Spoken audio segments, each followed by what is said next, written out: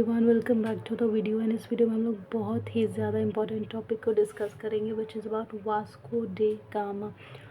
India जहाँ पे हम रहते हैं, या वो कंट्री जिस पे हमें बहुत नाज है, या वो कंट्री जहाँ पे इतने सारे फोर्सेस हैं जो कि इस कंट्री की रखवाली करते हैं, या इंडिया जो कि अपने स्पाइसेस के लिए जाना जाता है, या इंडिया जिसका कल्चर बहुत ज़्यादा पसंद किया जाता है ऑल ओवर द वर्ल्ड, या फिर इंडिया जो कि हर चीज़ में अपना बेस्ट देता है, चाहे स्पोर्ट्स हो या कोई भी और एस्पेक्ट ऑफ लाइफ।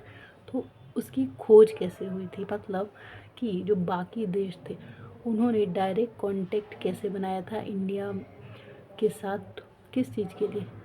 रूट्स की खोज। तो यूरोपियन कंट्री मतलब पुर्तगीज़ एक कंट्री है, वहाँ से एक आदमी जिसका नाम वास्को डिगामा होता है, वो उसने एक रूट खोजा था, सी रूट खोजा था, जिसके थ्रू वो डायरेक्ट इंडिया आया जाया जा सकता है। तो ठीक उसी तरीके से वास्को डिगामा पुर्तगीज़ एक कंट्री है, पुर्तगाल, वहीं से बिलोंग करते थे। एंड एक आज के टाइम पे बहुत ही बड़ी स्पोर्ट्स पर्सनालिटी, अगर आप जानते हो रोनाल्डो को, वो भी पुर्तगाल से ही बिलोंग करता है। उनकी भी जो बायोग्राफी अगर आप देखिए, बहुत ही गरीब बच्चे से आज उन्होंने अपना एक मुकाम बनाया है, जिनके पास कुछ नहीं था, मतलब ज़ीरो से हीरो तक का। तो अगर आप चाहें तो उनकी भी बायोग्राफी रेफ़र कर सकते हैं, आपको मोटिवेशन ही मिलेगा और अच्छी पर्सनालिटीज़ को समझना चाहिए हमें डेफिनेटली। तो खैर, इस वीडियो पे फोकस रखते हैं कि इंडिया की खोज वास्को डिगामा ने कैसे करके यूरोप से इंडिया के बीच में जो रूट्स कनेक्शन है वो ईजियर किए। और वो रूट क्या थी? सी रूट के थ्रू, समुद्र यात्रा के थ्रू यूरोप एंड इंडिया के बीच में इन्होंने बहुत ही बढ़िया, बहुत ही आराम से रूट क्रिएट कर दिया, जिससे व्यापार, आना जाना, ये सब पॉसिबल हो गया ईजिली। तो ये फर्स्ट पर्सन थे to sail Europe to India, कि मतलब समुद्री यात्रा के थ्रू जो इंडिया आए थे। 1497 में मैरीटाइम रूट टू ईस्ट ढूंढा गया इनके द्वारा। Bartolomeu Dias Cape of Good Hope, ये जो केप ऑफ गुड होप है, इसी के आसपास ये जो वास्को डिगामा है वो आए थे। फिर वहाँ पे 14 अप्रैल 1498 में मालदी पोर्ट पे वो पहुँचते हैं, और वहाँ उस टाइम पे मॉनसून विंड चल रही थी, जिसके थ्रू वो इंडिया पहुँचते हैं।